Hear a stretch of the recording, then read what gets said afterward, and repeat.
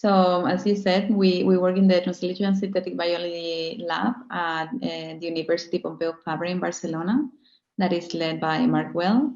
And there in the lab, we have two main research lines. We do engineering of the mammalian genomes, so cells that are present in the human body.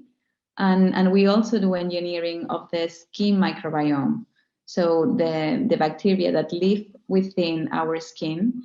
And in both cases, we modify the genes, or we introduce new genes in either the cells of the humans or these bacteria that lives in our skin with a therapeutic purpose.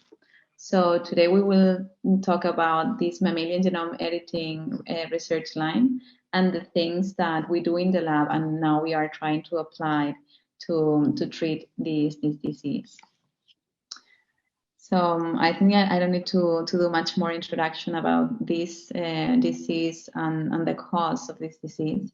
But what we really like about this model is that we can treat the mouse model either with direct editing of the cells in the patient, or the mouse model in this case, and also ex vivo, because this laminin being an extracellular protein, it can be expressed not only by the fiber but by other cells that will then produce the protein, and it will be in the correct place.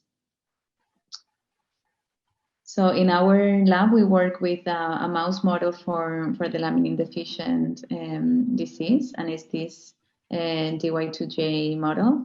It's a mild phenotype. It's not the most extreme and affected mice than right after birth. You can see the phenotype. In these mice, the phenotype arrived upon 6 to 8 weeks after birth, and then they can live up to 6 months. And the life expectancy of the mice is 2 years. So this is a good model that recapitulates well the disease in the patient. And we wanted to do this ex vivo treatment of the mouse model because we saw this publication that says that in inflamed muscle, there is circulating cells that can infiltrate into that muscle. So if we modify the cells that are in the bloodstream, and then these cells can reach the muscle, then we can express the laminin in these cells in the bloodstream that then reach the target tissue. And then we wanted to do the same thing that they did in the publication, and we took bone marrow cells from the bones in the mouse. Then we modified them with lentiviral vectors to express green fluorescent protein, and we put them back in mouse that were conditioned, and then we caused an acute inflammation in their muscles. And we saw that not only in the peripheral blood we could see these modified cells, but also in the cells that were infiltrated in the muscle, we could see these cells expressing the green fluorescent protein. So we also see this publication that they took bone marrow from healthy donors and they put them in affected mice, and they could see a recovery in the life expectancy and also in the strength of the muscle. And we did the same thing. We now took bone marrow cells from wild-type mouse, modified them with GFP to be able to track them, and then we put them back, in this case, in affected mice.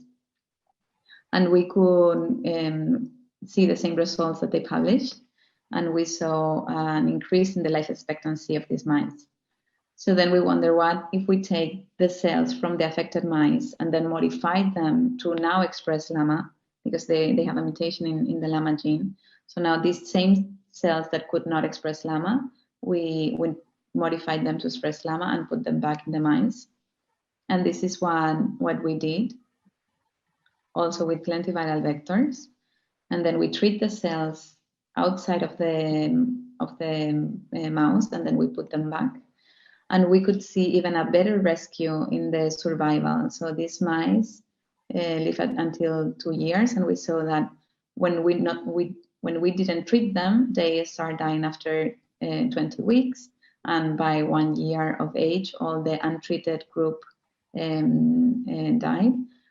But the treated mice survive as much as the wild types.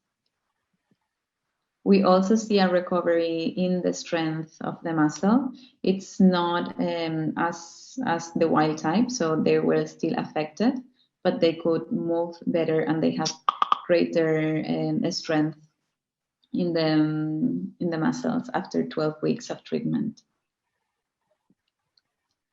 And that's all that I wanted to share with you today. This is our group at UPF Barcelona, and I also want to thank the Patient Association here in Spain, ImpulsaT, and our collaborators and advisors, both at our institution and in Vall-d'Hebron Hospital. And I will be happy to answer any questions.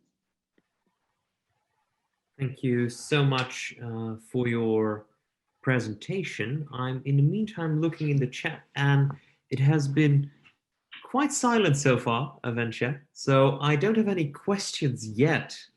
Are there any questions remaining?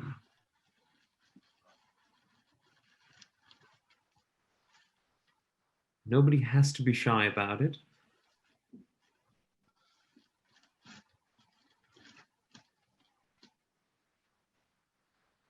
I still don't see anyone. You could also showcase your else. I think we're going to introduce something else then, at least to get some interaction going on. At the bottom, there are a couple of buttons, and one of them says reactions. And you can give every speaker a warm applause. Let's try doing that, and at least we see that people are actively participating, because thank you so much for your presentation. I see a couple of questions coming in. Once again, the same question we had before. Is this a one-time treatment, or would this be an ongoing treatment? So we expect this to be a one-time treatment, because then once the cells that are modified engraft into the bone marrow of the patient, they will continue to express LAMA their whole life. Okay. And the second question is, can it already be tested on humans, or is it already in that phase?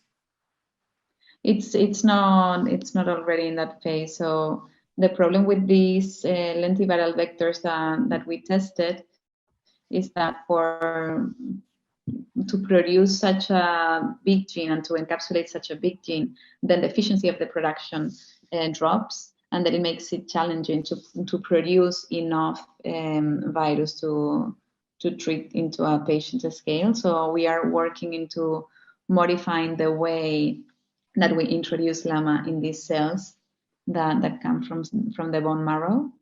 So I think there is still some work to do for translating this into the patients. There's also a question from Helene Stelwa.